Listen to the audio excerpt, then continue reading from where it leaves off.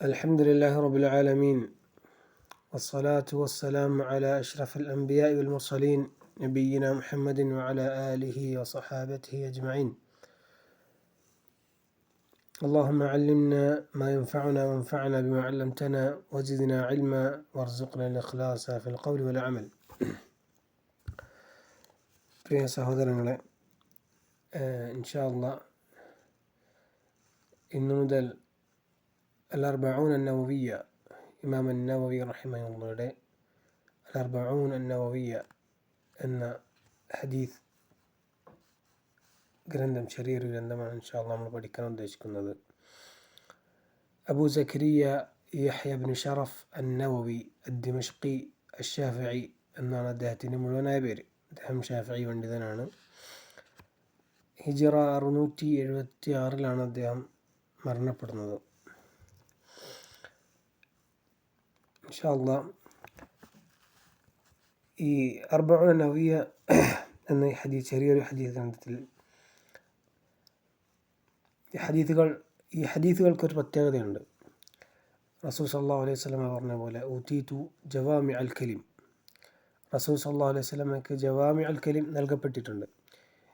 ഇമാം അസ്-സുഹ്രി റഹിമഹുല്ലാഹ് പറയുന്നത് കാണാം, ഈ ജവാമിഅൽ കലിം എന്നതുകൊണ്ടുള്ള ഉദ്ദേശം മുൻകാല ഗ്രന്ഥങ്ങളിലെ ആശയങ്ങൾ അത് 1-2 വാചകങ്ങളിൽ നബി സല്ലല്ലാഹു അലൈഹി വസല്ലമ പറയുമായിരുന്നു. അതാണ് ജവാമിഉൽ കലിം എന്നതുകൊണ്ടുള്ള ഉദ്ദേശം. അതുകൊണ്ടാണ് ഈ അർബഊൻ അൻ-നവവിയ്ക്ക് ഇത്രയും പ്രാധാന്യം അല്ലെങ്കിൽ ഇത്രയും പ്രസിദ്ധി ലഭിക്കാൻ കാരണം അതിൽ ഉള്ള ഹദീസുകൾ ഇസ്ലാമിൻ്റെ ഉസൂലുകളെ കുറിച്ച് പരിചയപ്പെടുത്തുന്ന, പഠിപ്പിക്കുന്ന ഹദീസുകളാണ് ഈ വരുന്ന ഹദീസുകൾ. അതാണ് ഇത്രയും പ്രാധാന്യം അല്ലെങ്കിൽ ഇത്രയും പ്രസിദ്ധി ലഭിക്കാൻ കാരണം.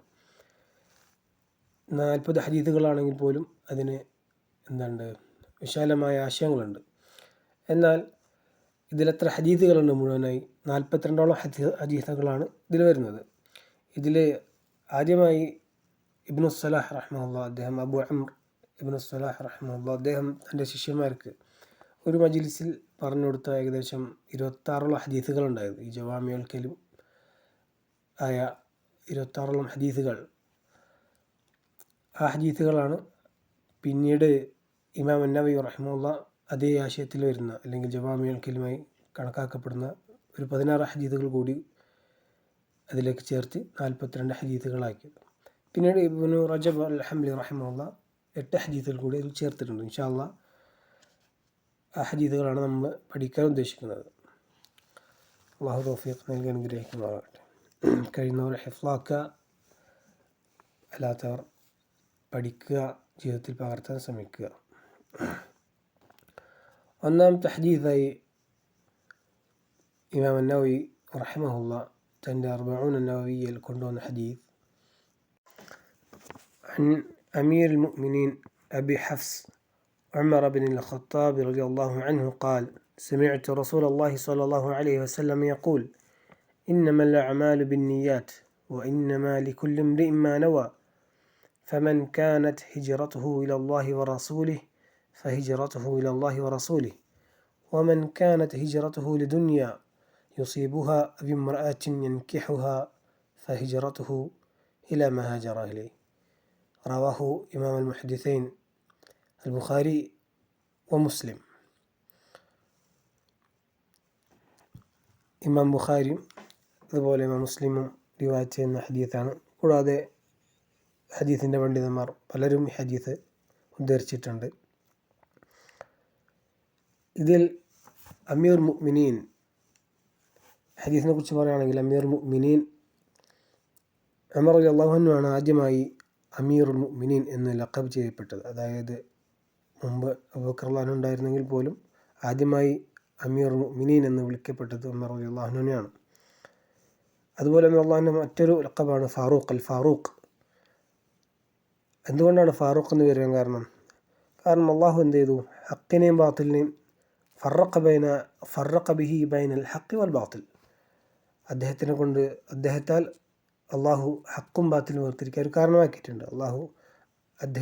അദ്ദേഹത്താൽ ദീന് അസ്സല്ലാഹു ബി, അതായത് ദീനിന് ഇജ്ജത്ത് നൽകിയിട്ടുണ്ട്.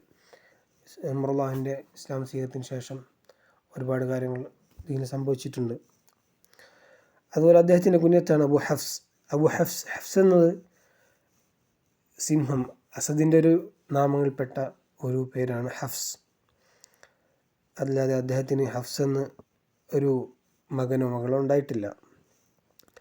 ഇതിൽ നമുക്ക് മനസ്സിലാക്കാൻ പറ്റുന്ന ഒരു പാഠമാണ്, ഒരാൾ കുനിയത്ത് സ്വീകരിക്കണമെങ്കിൽ അയാൾക്ക് എന്തില്ല, മക്കൾ വേണം, മക്കളുടെ പേര് തന്നെ സ്വീകരിക്കണമെന്ന് ഷർത്തില്ല. ഇനി അദ്ദേഹം പറഞ്ഞു, സമിഅ്തു റസൂലല്ലാഹി സ്വല്ലല്ലാഹു അലൈഹി വസല്ലം യഖൂൽ, അദ്ദേഹം കേട്ടു, റസൂൽ സല്ലല്ലാഹു അലൈഹി വസല്ലം എന്ന് അദ്ദേഹം കേട്ടു. അദ്ദേഹം ഉമർ റളിയല്ലാഹു അൻഹു ചില റിവായത്തുകളിൽ അദ്ദേഹം റസൂലിൽ നിന്നും മിമ്പറിൽ നിന്നാണ് കേട്ടത് എന്ന് വന്നിട്ടുണ്ട്. അദ്ദേഹം പറഞ്ഞു, ഇന്നമൽ അഅ്മാലു ബിന്നിയാത്ത്, തീർച്ചയായും അമലുകൾ സ്വീകരിക്കപ്പെടുന്നത് നിയ്യത്തുകളുടെ അടിസ്ഥാനത്തിലാണ്, നിയ്യത്തുകൾക്കനുസരിച്ചാണ്. കാരണം അമലുകളെല്ലാം നിയ്യത്തുകളായി ബന്ധപ്പെട്ടതാണ്. ഒരു ഇബാദത്ത് നിയ്യത്ത് ശരിയായില്ലെങ്കിൽ ഒരു ഇബാദത്ത് ഒരാളിൽ നിന്നും സ്വീകരിക്കുന്നതല്ല. അതാണ് ഇന്നമൽ അഅ്മാലു ബിന്നിയാത്ത് എന്നുകൊണ്ടുള്ള ഉദ്ദേശം. എന്താണ് നിയ്യത്ത് എന്ന് പറഞ്ഞാൽ തവജ്ജുഹൻ ജാസിമൻ ലാ തറദുദ ഫീഹി, നമ്മളൊരു ദൃഢനിശ്ചയം എടുക്കുക, അതിനാണ് നിയ്യത്ത് എന്ന് പറയുക. ദൃഢമായൊരു കാര്യം തീരുമാനിക്കുന്നതിനാണ് നിയ്യത്ത് എന്ന് പറയുക. ലാ തറദുദ ഫീഹി, അതിൽ സംശയം ഉണ്ടാവില്ല, അതിൽ വേറെ സംശയമില്ലാതെ ഒരു ദൃഢമായി ഒരു കാര്യം തീരുമാനിക്കുന്നതിനാണ് നിയ്യത്ത് എന്ന് പറയുക. അതിൻ്റെ മഹല്ല് അത് ഖൽബാണ്. ഇൻഷാ അല്ലാഹ് നമ്മൾ പറയുന്നുണ്ട്. അതിൻ്റെ മഹല്ല് എന്ന് പറയുന്നത് ഖൽബാണ്. നിയ്യത്ത് അതിൽ രണ്ട് കാര്യങ്ങൾ ഉൾക്കൊള്ളുന്നുണ്ട്.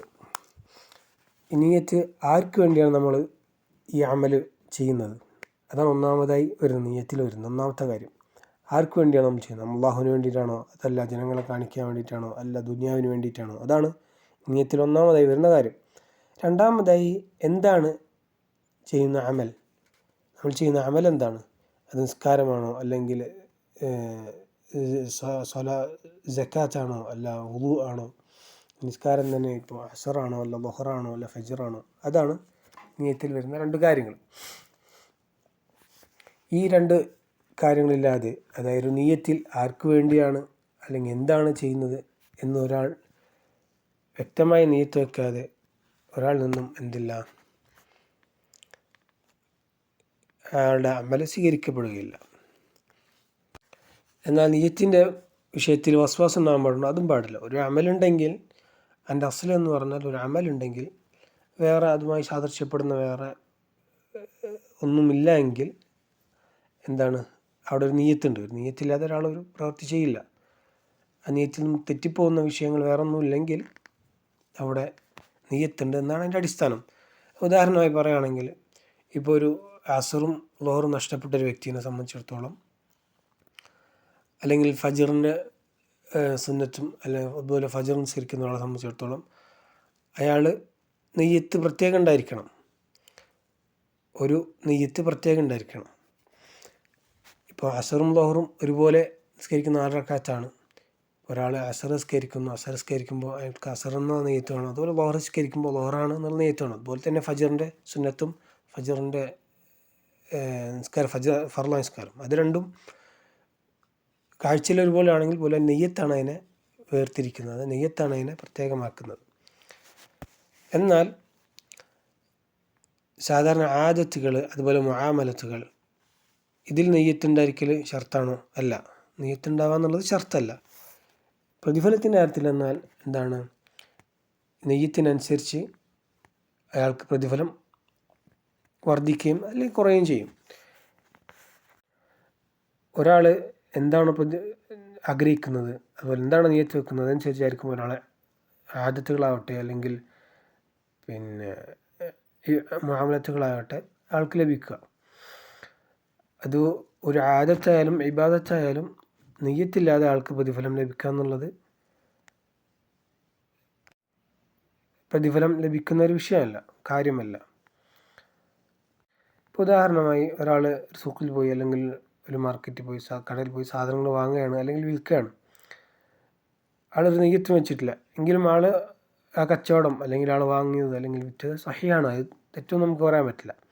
എന്നാൽ അയാൾ അത് വിൽക്കുന്ന മൂലം ആൾ ആളുള്ളിൽ നെയ്യത്ത് എന്താണ്, ഞാൻ ഹറാമായ സമ്പാദ്യത്തിൽ മാറി നിൽക്കണം, അതുപോലെ എൻ്റെ കുടുംബത്തെ സംരക്ഷിക്കണം, അല്ലെങ്കിൽ കിട്ടിയ പൈസയിൽ നിന്ന് കിട്ടുന്നതിൽ നിന്ന് സദഖ ചെയ്യണം എന്നുള്ള അള്ളാഹുവിൻ്റെ വജ് ഉദ്ദേശിച്ച് ആണ് ആൾ വെക്കുന്നതെങ്കിൽ അയാൾക്ക് അതിന് പ്രതിഫലമുണ്ട്. അതുപോലെ തന്നെയാണ് ഒരാൾ വാങ്ങുന്ന ഒരാളെ സംബന്ധിച്ചിടത്തോളം കുടുംബത്തിലേക്ക് വാങ്ങുമ്പോൾ എൻ്റെ കുടുംബത്തെ നോക്കുക എന്നുള്ളതാണ് സദഖ. അത് സദഖയാണ് റസൂൽ പറഞ്ഞ പോലെ.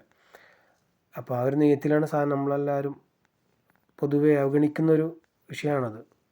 കടയിൽ പോയി സാധനം മേടിക്കുമ്പോൾ എൻ്റെ കുടുംബത്തിന് നോക്കാനുള്ളതാണ്, എൻ്റെ സദഖയാണ് എന്നുള്ള നെയ്യത്തിൽ അത് വാങ്ങുകയാണെങ്കിൽ അത് പ്രതിഫലം ലഭിക്കാനുള്ള കാരണമാണ്. അതുപോലെ തന്നെയാണ് പല വിഷയങ്ങളും. നമ്മൾ ഉറക്കം അതുപോലെ തന്നെയാണ്. ഉറക്കം വെറുതെ ഉറങ്ങുന്നതിന് പകരം നമ്മളൊരു നഷാത്തിന് വേണ്ടി, അല്ലെങ്കിൽ നാളെ ഫജറിന് എണീക്കാൻ എനിക്ക് ഉഷാറുണ്ടാവാൻ വേണ്ടി, അല്ലെങ്കിൽ ഉന്മേഷം ഉണ്ടാവാൻ വേണ്ടി, ഇബാദത്തുകൾ ചെയ്യാൻ വേണ്ടിയുള്ള ഉന്മേഷത്തിന് വേണ്ടിയാണ് ഉറങ്ങുന്നതെങ്കിൽ ആ ഉറക്കം ഇൻഷാ അല്ലാഹ് നമുക്ക് അമലാക്കി പ്രതിഫലം ലഭിക്കാനുള്ള കാരണമാക്കി മാറ്റാൻ സാധിക്കും. എന്നാൽ ഒരു നെയ്യത്തും കൂടാതെ തന്നെ പ്രതിഫലം ലഭിക്കുന്ന അമലുകളുണ്ട്. വേറെ മോശമായ നെയ്ത്തുകളൊന്നും ഇല്ല എങ്കിൽ ഒരു നെയ്യത്തും കൂടാതെ തന്നെ പ്രതിഫലം ലഭിക്കുന്ന അമലിൽപ്പെട്ട ഒന്നാണ് തൻ്റെ സഹോദരനെ കാണുമ്പോൾ ചിരിക്കുക എന്നുള്ളത്. കാരണം റസൂൽ സല്ലല്ലാഹു അലൈഹി വസല്ലം പറഞ്ഞു, ആ ചിരി എന്നുള്ളത് സദഖയാണ്. അതുപോലെ ഒരാൾ സാധാരണ ഒരു മസ്ജിദിൽ ജനാസ നിസ്കാരം ഉണ്ടാകുന്ന ഒരു മസ്ജിദാണ്, ഒരു ഹറമുകൾ പോലെ അല്ലെങ്കിൽ സാധാരണ വലിയൊരു മസ്ജിദ് പോലെ സാധാരണ അവിടെ ജനാസ നിസ്കാരം ഉണ്ടാവലുണ്ട്. അപ്പോൾ എല്ലാ ദിവസവും ജനാസ ഉണ്ടാവലുണ്ട്. അപ്പോൾ ഒരു ദിവസം ഇതുപോലെ പോണ വഴിക്ക് മസ്ജിദിൽ പോകുമ്പോൾ ജനാസയും കൂടി നിസ്കരിക്കണം എന്നുള്ള നെയ്യത്തിലാണ് ഒരാൾ ഇറങ്ങിയത്. എന്നാൽ അന്നേ ദിവസം അവിടെ ജനാസ ഉണ്ടായില്ല. പക്ഷേ അയാൾക്ക് ആ നെയ്യത്തിന് എന്നിട്ടും ആ പ്രതിഫലം ലഭിക്കും. ജനാസ നിസ്കരിക്കണം നെയ്യത്തിലാണ് ആൾ ഇറങ്ങിയത്. സാധാരണ ജനാസ നിസ്കാരം ഉണ്ടാവലുണ്ട്, എന്നാൽ അന്നേ ദിവസം ഉണ്ടായിട്ടില്ല. എന്നാൽ പോലും അദ്ദേഹത്തിന് ആ ജനാസ നിസ്കാരത്തിൻ്റെ പ്രതിഫലം ലഭിക്കാൻ കാരണമാവും. കാരണം ഇന്നമാ ലിക്കുല്ലി ഇംറിഇൻ മാ നവ എന്നവർ, ഓരോരുത്തർക്കും അവൻ എന്താണോ നെയ്യത്ത് വെച്ചത് അത് ലഭിക്കും എന്നാണ് റസൂൽ സല്ലല്ലാഹു അലൈഹി വസല്ലം ഹദീസിലൂടെ പഠിപ്പിച്ചത്. അതുപോലെ തന്നെ മറ്റൊരു വിഷയമാണ് തിന്മയുടെ വിഷയത്തിലും ഒരാൾ നെയ്യത്ത് ചെയ്തു, അല്ലെങ്കിൽ തിന്മകൾ ചെയ്യാനുള്ള എല്ലാ തയ്യാറെടുപ്പുകളും നടത്തി. പക്ഷേ അയാൾക്ക് തിന്മ ചെയ്യാൻ സാധിച്ചില്ല. വേറൊരു എന്തെങ്കിലും കാരണങ്ങളാൽ തിന്മ ചെയ്യാൻ സാധിച്ചിട്ടില്ലെങ്കിൽ പോലും അവൻ ആ തിന്മ രേഖപ്പെടുത്തും എന്നാണ് ഈ ഹദീസിൽ നിന്ന് വ്യക്തമായത്. അതുപോലെ തന്നെ റസൂൽ സല്ലല്ലാഹു അലൈഹി വസല്ലം പറഞ്ഞ വേറെ ഹദീസ്, അൽ ഖാതിലു വൽ മഖ്തൂലു ഫിന്നാർ, രണ്ടുപേര് പരസ്പരം പോരടിച്ചു, അതിൽ ഖാതിലും മഖ്തൂലും നരകത്തിലാണ്. ഖാതിൽ കൊന്ന ആൾ എന്തുകൊണ്ടാണ് നരകത്തിൽ നമുക്ക് വ്യക്തമാണ്. എന്നാൽ മഖ്തൂൽ കൊല്ലപ്പെട്ട ആൾ എന്തുകൊണ്ടാണ് നരകത്തിലായത്? കാരണം അയാളുടെ ഉദ്ദേശം മറ്റുള്ളവനെ കൊല്ലുക എന്നതായിരുന്നു. അയാൾ അതിനുവേണ്ടി തയ്യാറെടുത്തു, പക്ഷേ അയാൾക്കത് സാധിച്ചിട്ടില്ല. ആൾക്ക് തിന്മ ചെയ്യാൻ സാധിച്ചില്ല, പക്ഷെ ആൾ നെയ്യത്തതായിരുന്നു, ചെയ്യണം എന്നുള്ളതായിരുന്നു. അപ്പം അതുകൊണ്ട് തന്നെ തിന്മ ചെയ്യാൻ തയ്യാറെടുപ്പ് നടത്തി തിന്മകൾ ചെയ്യാൻ സാധിച്ചിട്ടില്ലെങ്കിൽ പോലും എന്ത് രേഖപ്പെടുത്തും? അയാൾക്ക് തിന്മ രേഖപ്പെടുത്തും എന്നാണ് റസൂൽ സല്ലല്ലാഹു അലൈഹി വസല്ലം അതിൽ നിന്ന് വ്യക്തമാക്കിയത്. ഇനി فمن كانت هجرته إلى الله ورسوله فهجرته إلى الله ورسوله, ആരുടെയെങ്കിലും ഹിജറ അള്ളാഹുലേക്കും അവൻ്റെ റസൂലിലേക്കുമാണെങ്കിൽ ഫഹിജറത്തുഹു ഇലല്ലാഹി വറസൂലിഹി, അവൻ്റെ ഹിജറ അള്ളാഹുലേക്കും റസൂലിലേക്കും തന്നെയാണ്. ഈ ഹിജറ എന്നതുകൊണ്ടുള്ള ഉദ്ദേശം, ഹിജറ എന്നാൽ ശരിക്ക് അൽ ഇന്തിഖാലു മിൻ ബിലാദിൽ കുഫ്രി ഇലാ ബിലാദിൽ ഇസ്ലാം ഫിറാറൻ ബിദ്ദീൻ, കുഫ്രിൻ്റെ നാട്ടിൽ നിന്ന് ഇസ്ലാമിൻ്റെ നാട്ടിലേക്ക് തൻ്റെ ദീൻ മുറുകെ പിടിച്ചുകൊണ്ടുള്ള പലായനം, അതിനാണ് ഹിജറ എന്ന് പറയുക. ഒരു ഇന്തിഖാലാണ്, അവിടെ നിന്ന് മാറി താമസിക്കലാണ്, അതാണ് ഹിജറ എന്ന് പറയുക. ഹിജറ ഖിയാമത്ത് നാൾ വരെ ബാക്കിയാണ്. ഹിജറ അന്ന് പോയിട്ടൊന്നുമില്ല. ഹിജറ ഖിയാമത്ത് നാൾ വരെ നിലവിലുണ്ട്. ഇനി ഹിജറയുടെ വിഷയത്തിൽ ഒരാൾ ഒരു കുഫ്രിൻ്റെ നാട്ടിലാണുള്ളത്, അയാൾക്ക് ദീനനുസരിച്ച് ജീവിക്കാൻ സാധിക്കുന്നില്ല എങ്കിൽ അവർക്ക് ഹിജറ ചെയ്യാൻ കഴിയും. ഹിജറ ചെയ്യാനുള്ള കഴിവുണ്ട് എങ്കിൽ ഹിജറ ചെയ്യുക എന്നുള്ളത് അവൻ്റെ മേൽ വാജിബാണ്. എന്നാൽ കഴിവില്ലാത്ത ഒരാളാണെങ്കിൽ, അതുപോലെ ഒരു രോഗിയാണ്, അവന് ചികിത്സ അവിടെ ആ നാട്ടിൽ മാത്രമേ ഉള്ളൂ എങ്കിൽ അവൻ മഅദൂറാണ്, അവൻ്റെ മേൽ ഹിജറ വാജിബല്ല, ഉദറുണ്ട് അവനക്ക്. ഇനി ഒരാൾക്ക് കുഫ്രിൻ നാട്ടിലാണ്, എന്നാൽ അയാൾക്ക് ദീനനുസരിച്ച് ജീവിക്കാൻ സാധിക്കും, ഒപ്പം ഹിജറ ചെയ്യാനും സാധിക്കും. അങ്ങനെ ഒരാളാണെങ്കിൽ രണ്ട് അഭിപ്രായമുണ്ട്. ഒരാൾക്ക് പലരും പറഞ്ഞു അതിന് ഹിജറ വാജിബാണ്. പക്ഷേ രണ്ടാമത്തെ അഭിപ്രായം ഹിജറ അവൻ്റെ പേരിൽ മുസ്തഹബായ കാര്യമാണ്. കാരണം നമുക്ക് അവിടെ ദീനനുസരിച്ച് ജീവിക്കാൻ സാധിക്കുന്നുണ്ട് എന്നുള്ളതുകൊണ്ട്. ഇനി അവിടെ നിൽക്കുന്നത് മുസ്തഹബായ ചില കൂട്ടരുണ്ട്. ഇപ്പോൾ ദായി പോലെ പ്രബോധകന്മാർ, ദീൻ പഠിപ്പിച്ചു കൊടുക്കുന്ന ഉസ്താദന്മാർ, അതുപോലെ ഇമാമുമാർ എന്നുള്ള അവരുടെ പോലുള്ള ആളുകൾ, അവർ അവിടെ നിൽക്കുന്ന മസ്ലഹത്തുണ്ടെങ്കിൽ ഹിജറ ചെയ്യാതെ ആ നാട്ടിൽ നിൽക്കലാണ് അവർക്ക് മുസ്തഹബായി ഉള്ളത്. ഇനി വമൻ കാനത് ഹിജറതുഹു ലിദുനിയ യുസീബുഹ അവ ഇംറഅത്തിൻ യൻകിഹുഹ ഫഹിജറതുഹു ഇലാ മാ ഹജറ ഇലൈഹി. പിന്നെ റസൂൽ സല്ലല്ലാഹു അലൈഹി വസല്ലം പറഞ്ഞു, ആരുടെയെങ്കിലും ഹിജറ ലിദുനിയ യുസീബുഹ, ഒരു ദുനിയാവ് ലഭിക്കുന്നതിന് വേണ്ടിയാണ്, അവ ഇംറഅത്തിൻ യൻകിഹുഹ, അല്ലെങ്കിൽ ഒരു സ്ത്രീയെ വിവാഹം ചെയ്യുന്നതിന് വേണ്ടിയാണ്, അങ്ങനെയാണെങ്കിൽ ഫഹിജറതുഹു ഇലാ മാ ഹജറ ഇലൈഹി, അങ്ങനെയാണെങ്കിൽ അവൻ എന്തിനാണോ ഹിജറ ചെയ്തത് ആ ഹിജറ അതിനുള്ളതാണ്. അവന് എന്താണോ നെയ്യത്ത് വെച്ചത് അതല്ലാതെ വേറെ ഒന്നുമില്ല. ചിലപ്പോൾ ദുനിയാവിൽ കിട്ടിയേക്കാം, ചിലപ്പോൾ അത് കിട്ടാതിരിക്കാം. ചിലപ്പോൾ യാത്ര ചെയ്ത് ദുനിയാവിന് വേണ്ടി യാത്ര ചെയ്ത് ചിലപ്പോൾ ദുനിയാവ് കിട്ടാതിരിക്കാം. അതുപോലെ ഒരു സ്ത്രീയെ വിവാഹം ചെയ്യാൻ വേണ്ടി ഹിജറ ചെയ്താൽ ചിലപ്പോൾ ചെയ്യാൻ പറ്റിയേക്കാം, സാധിക്കാതെ വരാം. എന്താണോ അവന് ഉദ്ദേശിച്ചത് അതാണ് അവനുള്ളത്.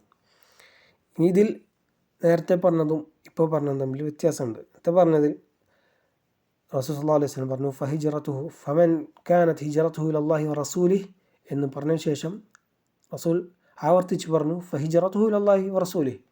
ആരുടെയെങ്കിലും ഹിജറ അള്ളാഹുലേക്കും അവൻ്റെ റസൂലിലേക്കും വേണ്ടിയാണെങ്കിൽ ഫഹിജറതുഹു ഇലല്ലാഹി വറസൂലിഹി, അള്ളാഹുലേക്കും റസൂലിലേക്കാണ് റസൂൽ ആവർത്തിച്ച് പറഞ്ഞു. എന്നാൽ ഇവിടെ ഫഹിജറതുഹു ഇലാ മാ ഹജറ ഇലൈഹി, അവൻ എന്തിലേക്കാണോ ഹിജറ ചെയ്തത് അതാണ് എനിക്കുള്ളത്, അതിലേക്കാണ് എന്നുള്ള റസൂൽ പറഞ്ഞുപോയി. അവിടെ ഫഹിജറതുഹു ഇലല്ലാഹി വറസൂലി എന്നുകൊണ്ടുള്ള ഉദ്ദേശം അവിടുത്തെ ഷറഫാണ്, അതായത് അവിടെ മക്കാനു ഷറഫ് ആണ് അവിടെ അതുകൊണ്ടുള്ള ഉദ്ദേശം.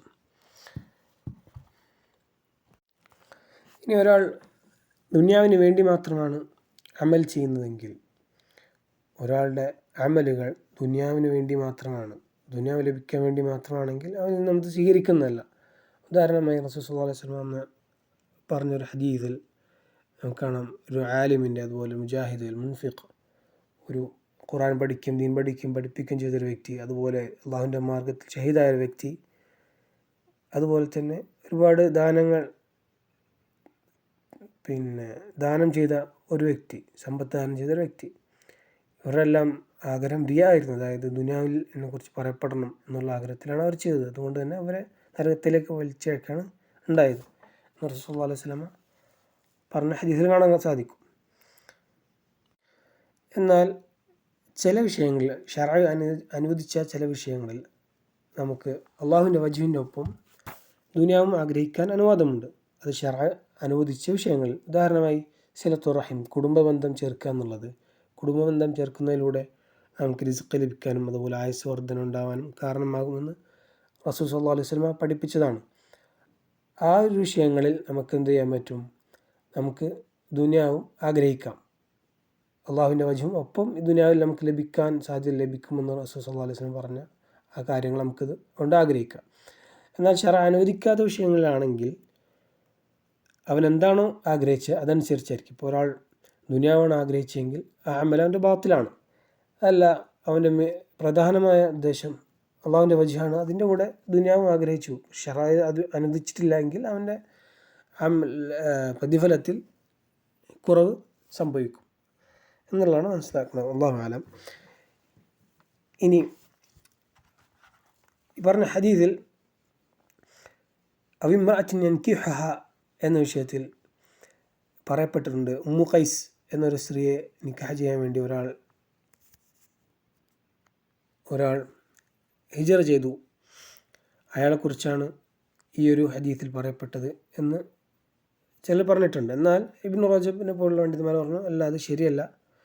എന്നാൽ ഈ സംഭവം ശരിയായതാണ്, ഉമ്മു ഖൈസിന് വേണ്ടി ഒരാൾ ഹിജറ ചെയ്തിട്ടുണ്ട്. പക്ഷേ ഈ ഹദീസിൽ പരാമർശിച്ചത് അയാളെക്കുറിച്ചല്ല എന്നാണ് വ്യക്തമായത്.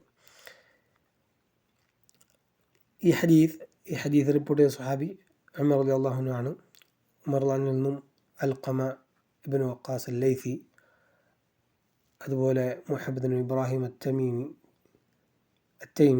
അതുപോലെ യഹ്യ ഇബ്നു സഈദ്, ഇവരൊക്കെയാണ്.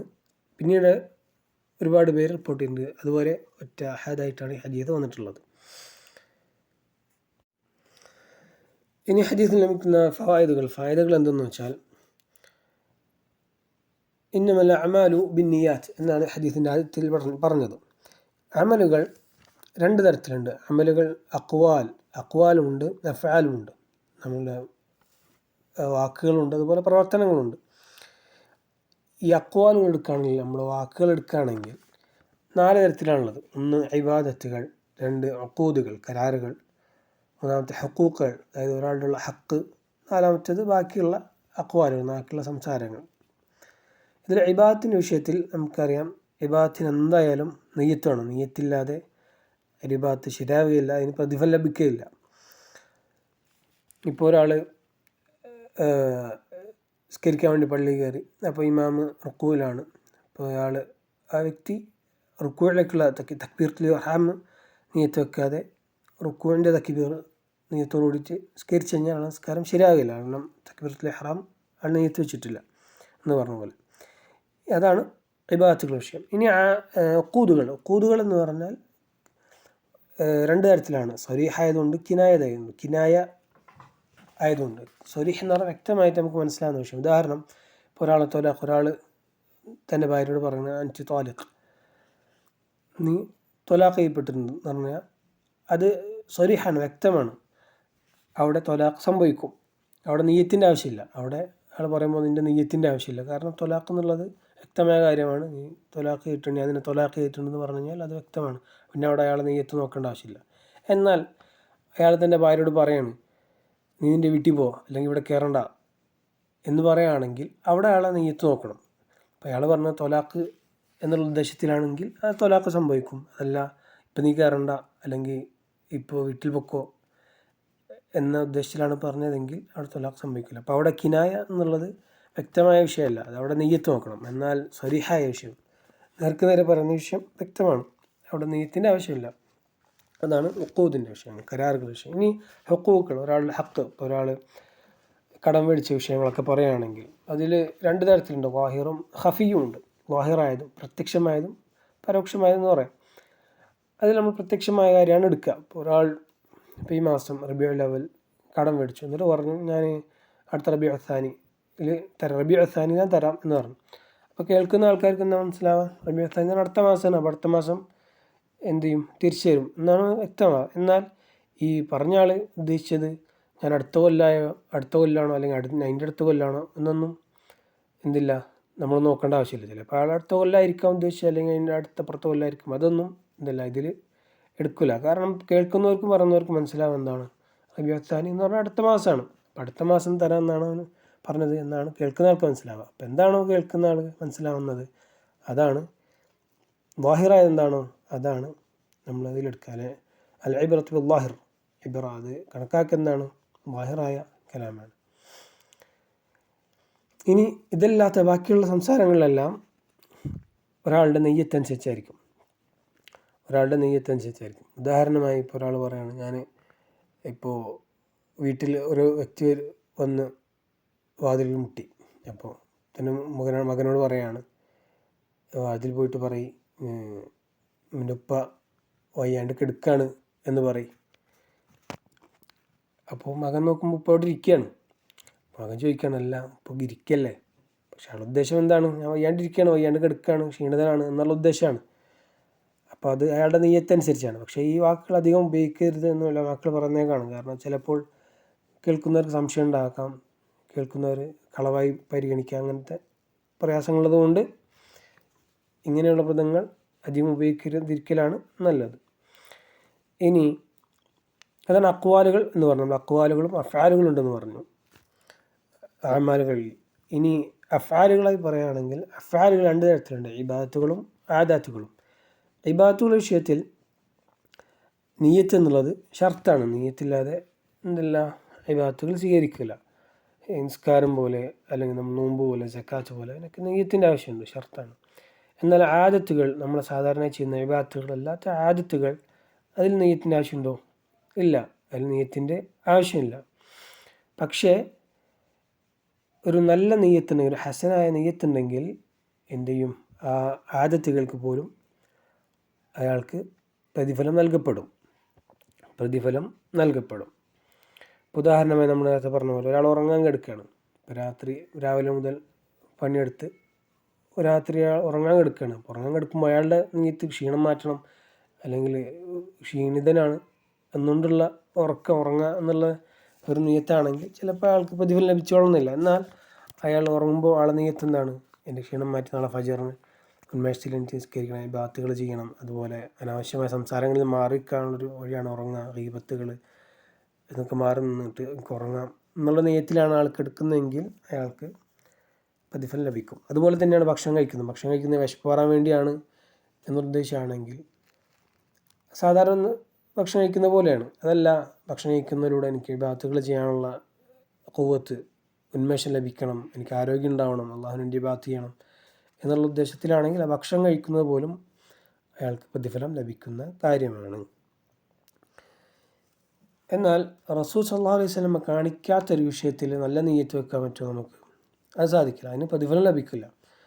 ഉദാഹരണമായി റസൂൽ സല്ലല്ലാഹു അലൈഹി വസല്ലമയുടെ വീട്ടിലേക്ക് വന്ന 3 സംഭവം നമുക്ക് വ്യക്തമാണ്.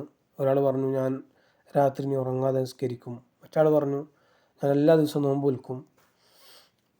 മൂന്നാമതാൾ പറഞ്ഞു, ഞാൻ ഇനി വിവാഹം കഴിക്കുന്നില്ല എന്ന് പറഞ്ഞു. പക്ഷേ റസൂൽ സല്ലല്ലാഹു അലൈഹി വസല്ലം വിളിച്ചിട്ട് പറഞ്ഞു, എന്ത് ചെയ്തു? ഫമൻ റഗിബ അൻ സുന്നത്തി ഫലൈസ മിന്നി. ആരെങ്കിലും എൻ്റെ സുന്നത്തിൽ നിന്ന് വിമുഖത കാണിച്ചാൽ അവർ എന്നിൽപ്പെട്ടവനല്ല. റസൂൽ കാണിക്കാത്തൊരു വിഷയത്തിൽ നല്ല നെയ്യത്താണ് എന്നതുകൊണ്ട് അതിന് പ്രതിഫലം ലഭിച്ചു കൊള്ളണം എന്നില്ല. അതുപോലെ തന്നെയാണ് ഒരു നല്ല പ്രവൃത്തിയാണെങ്കിൽ പോലും അതിലെ നെയ്യത്ത് മോശമായി കഴിഞ്ഞാൽ അതിൻ്റെ പ്രതിഫലത്തെ ബാധിക്കും. ഇപ്പോൾ ഒരാൾ ഖുർആൻ പാരായണം ചെയ്യണം, ഖുർആൻ പഠിക്കണം, അല്ലെങ്കിൽ ഇൽമു പഠിക്കുന്ന തലബുൽ ഇൽമില്ല ആണ്, അല്ലെങ്കിൽ ഖുർആൻ പഠിക്കുന്ന വിഷയത്തിലാണ്. പക്ഷെ ആളുടെ ഉദ്ദേശം ദുനിയാവാണ്, അതുകൊണ്ട് ദുനിയാവ് ലഭിക്കുക എന്നുള്ളതാണെങ്കിൽ അയാൾക്ക് അത് അയാളുടെ പ്രതിഫലത്തെ ബാധിക്കുന്നതാണ്. കാരണം റസൂൽ സല്ലല്ലാഹു അലൈഹി വസല്ലം പറഞ്ഞു, ഇന്നമാ ലിക്കുല്ലി ഇംറിഇൻ മാ നവaa. ഓരോരുത്തർക്കും അവനെന്താണോ നിയ്യത്ത് വെച്ചത് അതാണ് ലഭിക്കുക. ഇനി നെയ്യത്ത് എന്നുള്ളത് ഉച്ചരിക്കേണ്ടതുണ്ടോ? നെയ്യത്ത് നമ്മൾ ഉച്ചരിച്ച് നാവ് കൊണ്ട് പറയേണ്ടതുണ്ടോ എന്നാണ്. ഇതിൽ ഇജ്മാഉള്ളൊരു വിഷയമാണ്. നെയ്യത്തിൻ്റെ മഹല്ല് അത് ഖൽബാണ്. നെയ്യത്തിൻ്റെ മഹല്ല് എന്നുള്ളത്, നെയ്യത്തിൻ്റെ സ്ഥാനം അത് ഖൽബാണ്. അതിൽ ഇജ്മാഉള്ള വിഷയമാണ്. അതുപോലെ തന്നെ നാവ് കൊണ്ട് ഉച്ചരിക്കേണ്ടതില്ല എന്നതിൽ ഉലമാക്കൾക്കിടയിൽ ഇത്തിഫാഖുള്ള വിഷയമാണ്. ഇനി ഇത് ഉച്ചരിക്കൽ മുസ്തഹബാണോ, പ്രതിഫലം ലഭിക്കുന്ന വിഷയമാണോ? ശരിയായ അഭിപ്രായം എന്നുള്ളത് അല്ലാഹു അഅലം അത് മുസ്തഹബല്ല, പകരം അത് ബിദ്അത്താണ്. കാരണം നബി സല്ലല്ലാഹു അലൈഹി വസല്ലമയോ സ്വഹാബത്തോ അല്ലെങ്കിൽ റസൂലിൻ്റെ ഒരു ചര്യയിലോ നിസ്കാരം അല്ലെങ്കിൽ നോമ്പ് അല്ലെങ്കിൽ സക്കാത്ത് ഇതിലൊന്നും റസൂൽ നെയ്യത്ത് നാവ് കൊണ്ട് ഉച്ചരിച്ചതായി സ്ഥിരപ്പെട്ടു വന്നിട്ടില്ല. അതുകൊണ്ട് തന്നെ റസൂൽ ചെയ്യാത്ത വിഷയം ബിദ്അത്താണ്. ഇനി ചില സന്ദർഭങ്ങളിൽ, 2 സന്ദർഭങ്ങളിൽ നെയ്യത്തിൻ്റെ ഒപ്പം ചില ലഫ്ളുകൾ ഉച്ചരിച്ചതായിട്ട് ഉലമാക്കൾ പറയുന്നുണ്ട്. നമുക്ക് വ്യക്തമായ കാര്യമാണ്. ഒന്ന് ഹജ്ജിൻ്റെ ഉംറയുടെ വിഷയങ്ങൾ, അതുപോലെ ഉളുഹ്യത്തിൻ്റെ വിഷയങ്ങൾ, ഉളുഹ്യത്തിൻ്റെ സന്ദർഭങ്ങൾ. ഹജ്ജിൻ്റെ ഉംറയെ സംബന്ധിച്ച് നമ്മൾ മീഖാത്തിൽ വെച്ചിട്ട് ലബ്ബൈക അല്ലാഹുമ്മ ഉംറതൻ, ലബ്ബൈക അല്ലാഹുമ്മ ഹജ്ജൻ എന്ന് നമ്മൾ പറയലുണ്ട്. അതുപോലെ ഉളുഹ്യത്തിൻ്റെ സന്ദർഭത്തിൽ അറക്കുന്ന സമയത്ത് അല്ലാഹുമ്മ ഹാദാ ലക വമിൻക, അല്ലാഹുമ്മ ഹാദാ അന്നി വഅൻ അഹ്ലി ബൈതി എന്നൊക്കെ സ്ഥിരപ്പെട്ട് വന്നിട്ടുണ്ട്. ഇത് നെയ്യത്താണോ? ഈ വിഷയത്തിൽ ഉലമാക്കൾക്കിടയിൽ അഭിപ്രായ വ്യത്യാസമുണ്ട്. ഒന്നാമത്തെ അഭിപ്രായം ഇത് നെയ്യത്താണ്, കാരണം റസൂലിൻ്റെ സുന്നത്തിൽ വന്നിട്ടുണ്ട്, ഇതുപോലെ റസൂൽ ചെയ്തിട്ടുണ്ട്, സ്ഥിരപ്പെട്ട വിഷയമാണ് എന്നാണ് ഒന്നാമത്തെ അഭിപ്രായം. എന്നാൽ രണ്ടാമത്തെ അഭിപ്രായം ഇത് നെയ്യത്തല്ല, ഇതെന്ത് ഒരു പ്രവൃത്തിയാണോ ചെയ്യാൻ പോകുന്നത് അതിനെക്കുറിച്ച് പറയുന്നതാണ്. തൽഫളു ബിൽ മൻവി, അതായത് എന്താണോ ചെയ്യാൻ പോകുന്നത് അതിനെക്കുറിച്ച് പറയപ്പെടുന്നതാണ് എന്നാണ് രണ്ടാമത്തെ അഭിപ്രായം. എന്നാൽ മൂന്നാമത്തെ അഭിപ്രായം ഇത് ദിക്റാണ്, ഇത് നിയ്യത്തല്ല, നിയ്യത്തിൻ്റെ മഹല്ല് ഖൽബാണ്, അതിൻ്റെ ഒപ്പം ഒരു ദിക്റാണ് ഈ ലബ്ബൈക അല്ലാഹുമ്മ ഉംറതൻ അല്ലെങ്കിൽ അല്ലാഹുമ്മ ഹാദാ ലക വമിൻക, അല്ലാഹുമ്മ ഹാദാ അന്നി വഅൻ അഹ്ലി ബൈതി എന്നൊക്കെ പറയുന്നത് എന്നാണ് 3 അഭിപ്രായങ്ങളുണ്ട് ഉലമാക്കളുടെ. ഇനി എപ്പോഴാണ് നെയ്യത്ത് വെക്കേണ്ടത്? നെയ്യത്ത് എപ്പോഴും വെക്കേണ്ടത് ഒരു അമലിൻ്റെ തുടക്കത്തിലാണ്, ആരംഭത്തിലാണ് എപ്പോഴും നെയ്യത്ത് ഉണ്ടായിരിക്കേണ്ടത്. ഹഖീഖത്തൻ ഔ ഹുക്മൻ, ഹുക്കുമായാലും ഹഖീഖായാലും ഔൽ ഹുക്കുമിലായാലും. ഉദാഹരണമായി പറയുകയാണെങ്കിൽ ഇപ്പോൾ ഒരാൾ ഒരു അസർ അല്ലെങ്കിൽ ളുഹർ നിസ്കരിക്കാൻ നിൽക്കുകയാണ്. അപ്പോൾ നിസ്കരിക്കാൻ നിൽക്കുമ്പോൾ അയാളുടെ മനസ്സിൽ ഉണ്ടാവും ഞാൻ ളുഹർ നിസ്കരിക്കാൻ പോകണം അല്ലെങ്കിൽ അസർ നിസ്കരിക്കാൻ പോവാണ് എന്നുള്ള നെയ്യത്ത് മനസ്സിലുണ്ടാവും. അതാണ് ഹഖീഖത്തൻ എന്ന് പറയുന്നത് അതാണ്. ഇനി മറ്റൊരാൾ ളുഹർ ബാങ്ക് കൊടുക്കുന്നത് കേട്ടു, ആൾ വീട്ടിലാണ്, ആൾ അവിടെ നിന്ന് വുളു ചെയ്തു, ളുഹർ നിസ്കരിക്കണം എന്നുള്ള നെയ്യത്തിലാണ്, വുളു ചെയ്തു പള്ളിയിലേക്ക് ഇറങ്ങി നിസ്കരിക്കാൻ നിൽക്കുന്ന സമയത്ത് ആൾക്ക് ഈ നെയ്യത്തൊന്നും ഓർമ്മ വന്നില്ല, ആൾ പ്രത്യേകിച്ച് നെയ്യത്തൊന്നും വെച്ചിട്ടില്ല. പക്ഷേ വേറെ ഒന്നും നെയ്യത്ത് വെച്ചിട്ടില്ല, ഒന്നും നെയ്യത്ത് വെക്കാതെ ഇയാൾ എന്താണ്, പക്ഷേ ഇയാൾ ഇറങ്ങിയത് ളുഹർ നിസ്കരിക്കണം എന്ന നെയ്യത്തിലാണ് അവിടെ നിന്ന് ഇറങ്ങിയത്, പള്ളിയിൽ നിന്ന് വീട്ടിൽ നിന്ന് ഇറങ്ങി വുളു ചെയ്ത് ഇറങ്ങിയത്. എങ്കിലും ആൾക്ക് നെയ്യത്ത് മതിയാവും, ആ നെയ്യത്ത് മതിയാവുന്നതാണ്. അതിനാണ് ഹുക്മൻ എന്ന് പറയുക. ഹുക്മൻ എന്ന് പറയുന്നത് അതിനെയാണ്. ഇനി ഇസ്തിഹ്ലാറു നിയ്യ, ഒരു ആമലിൻ്റെ അവസാനം തുടക്കത്തിലാണ് നെയ്യത്ത് വെക്കുക എന്ന് പറഞ്ഞു. ഇനി അവസാനം വരെ ആ നെയ്യത്ത് ഇസ്തിഹ്ലാർ, അതായത് നെയ്യത്ത് നിലനിർത്തേണ്ടതുണ്ടോ? നിലനിർത്തുക എന്നുള്ളത് പ്രയാസമുള്ളൊരു കാര്യമാണ്. നിസ്കാരത്തിൻ്റെ ആദ്യം മുതൽ അവസാനം വരെ നെയ്യത്തുകൾ നിലനിർത്തുക എന്നുള്ള പ്രയാസമുള്ള കാര്യമാണ്. പക്ഷെ അത് മുസ്തഹബായ കാര്യമാണ്, ഷർത്തല്ല. അത് മുസ്തഹബായ കാര്യമാണ്, ഷർത്തല്ല. ഒരാൾ നെയ്യത്ത് ഇസ്തിഹ്ലാർ ചെയ്യുകയാണെങ്കിൽ ആൾക്ക് പ്രതിഫലം മുഴുവനായി ലഭിക്കാം. എന്നാൽ നിലനിർത്താത്ത സന്ദർഭങ്ങളിൽ പ്രതിഫലത്തിൽ കുറവ് ഉണ്ടായേക്കാം, അല്ലാഹു അലം. പക്ഷേ ഒരു അമൽ ചെയ്യുമ്പോൾ ആ നെയ്യത്തിനെ മുറിച്ച് കളയുന്ന, അതായത് അമലിനെ മുറിച്ച് കളയുന്ന നെയ്യത്തുകളൊന്നും ഉണ്ടാവാൻ പാടില്ല. അതാണ് ഷർത്ത്. ഉദാഹരണമായിട്ട് ഒരാൾ നിസ്കരിക്കുകയാണ്, ഇപ്പോൾ നിസ്കരിക്കുമ്പോൾ അതിൻ്റെ ഇടയിൽ തുടക്കത്തിൽ ആൾക്ക് നെയ്യത്തുണ്ട്, അപ്പോൾ ആളങ്ങനെ നിസ്കരിച്ച് പോവാണ് എങ്കിൽ ആ നിസ്കാരം സഹിഹാണ്. എന്നാൽ ആൾ അതിൻ്റെ ഇടയിൽ ആ നെയ്യത്ത് നിസ്കാരം മുറിക്കുക എന്നുള്ള നെയ്യത്ത് വെച്ച് കഴിഞ്ഞാൽ ആ നിസ്കാരം മുറിഞ്ഞു പോകും, ബാത്തിലായിപ്പോവും. ഇനി മറ്റൊരു വിഷയമാണ് ഖൽബുൻ നിയ്യ. നിയ്യത്ത് നമുക്ക് മറ്റൊന്നിലേക്ക് മാറ്റാൻ സാധിക്കുമോ? ഉദാഹരണമായിട്ട് ഒരാൾ ളുഹർ നിസ്കരിക്കാൻ പോയ ഒരാളാണ്. അയാൾ ളുഹർ നിസ്കരിക്കുന്ന ളുഹറിൻ്റെ നെയ്യത്ത് വെക്കുന്നതിന് പകരം അസുറിൻ്റെ നെയ്യത്ത് വെച്ചു. അസുർ നെയ്യത്ത് വെച്ച് തുടങ്ങി പകുതി എത്തിയപ്പോഴാണ് ആൾക്ക് ഓർമ്മ വന്നത് ളുഹറാണെന്നുള്ളത്. അപ്പോൾ ആ സമയത്ത് അയാൾ ളുഹറിലേക്ക് നെയ്യത്ത് മാറ്റി. അസറിൻ്റെ നെയ്യത്തിൽ തുടങ്ങി ളുഹർ നിസ്കാരം പകുതി വെച്ചപ്പോൾ ഓർമ്മ വന്നു, അങ്ങനെ ആൾ എന്ത് ചെയ്തു, ളുഹറാണെന്ന് നെയ്യത്ത് വെച്ചു പകുതി വെച്ചിട്ട്. അങ്ങനെയാണെങ്കിൽ അത് അനുവദനീയമാണോ? അത് അനുവദനീയമല്ല. കാരണം ഒരു അമലിൻ്റെ ഇടയ്ക്ക് വെച്ച് നെയ്യത്തിനെ മാറ്റുകയാണെങ്കിൽ ആ അമൽ ബാത്തിലായിപ്പോവും. ബാത്തിലാകാൻ കാരണം എന്താണ്? ഇപ്പോൾ ഇയാളെ സംബന്ധിച്ചിടത്തോളം ഈ ളുഹറിൻ്റെ ഇടക്കാണ് അത് മുറിക്കാനുള്ള നെയ്യത്ത് വെച്ച്, ഒരു അമലിൻ്റെ ഇടക്ക് അത് മുറിക്കാനുള്ള നെയ്യത്ത് വെച്ചു, അപ്പോൾ അമൽ മുറിഞ്ഞുപോയി. എന്നാലോ അസറിൻ്റെ നെയ്യത്ത് അമലിൻ്റെ തുടക്കത്തിൽ വെച്ചില്ല. ഒരു അമലിൻ്റെ തുടക്കത്തിൽ ആരംഭത്തിലാണ് നെയ്യത്ത് വെക്കണം നമ്മൾ പറഞ്ഞല്ലോ.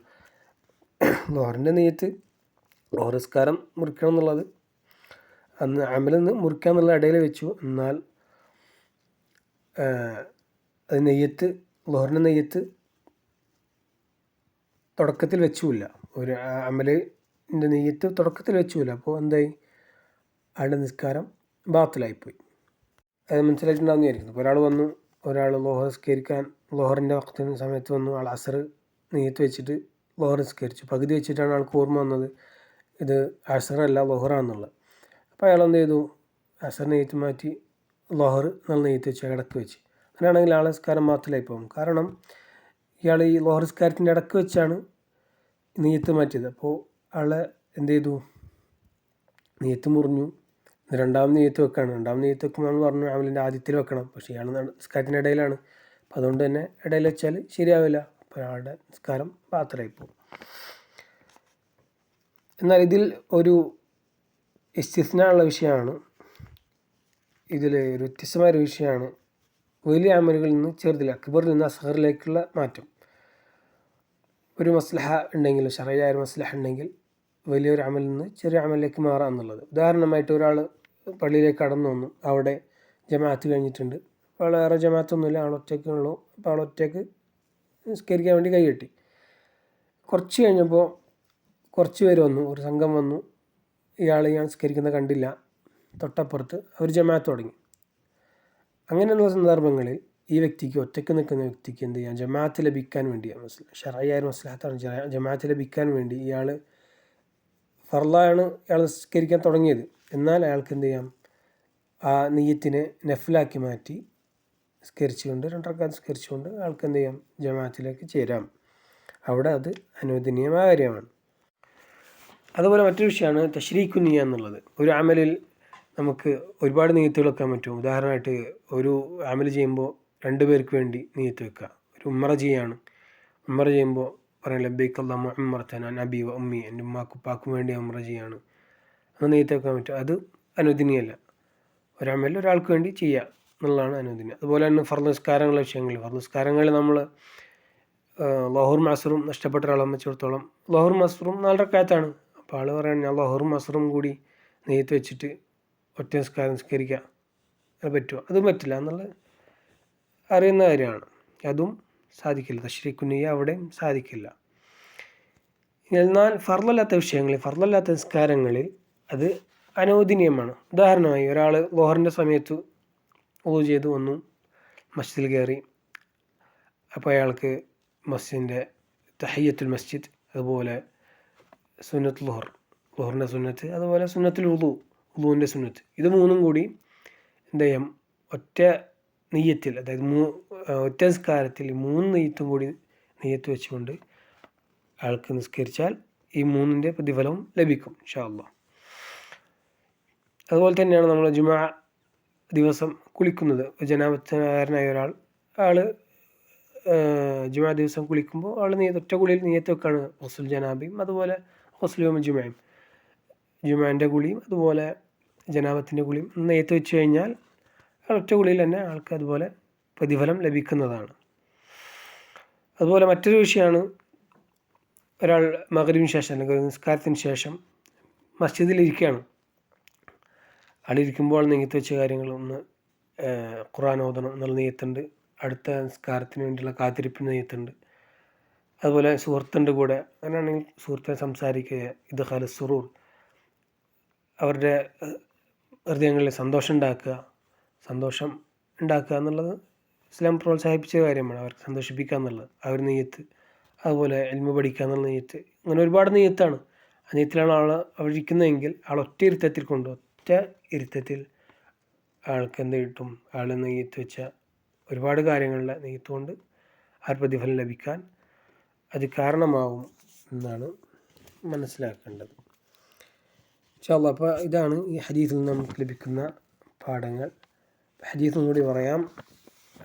عن أمير المؤمنين أبي حفص عمر بن الخطاب رضي الله عنه قال سمعت رسول الله صلى الله عليه وسلم يقول إنما الأعمال بالنيات وإنما لكل امرئ ما نوى فمن كانت هجرته إلى الله ورسوله فهجرته إلى الله ورسوله ومن كانت هجرته لدنيا يصيبها أو امرأة ينكحها فهجرته إلى ما هاجر إليه. رواه البخاري ومسلم. صلى الله وسلم على نبينا محمد وعلى آله وصحبه أجمعين.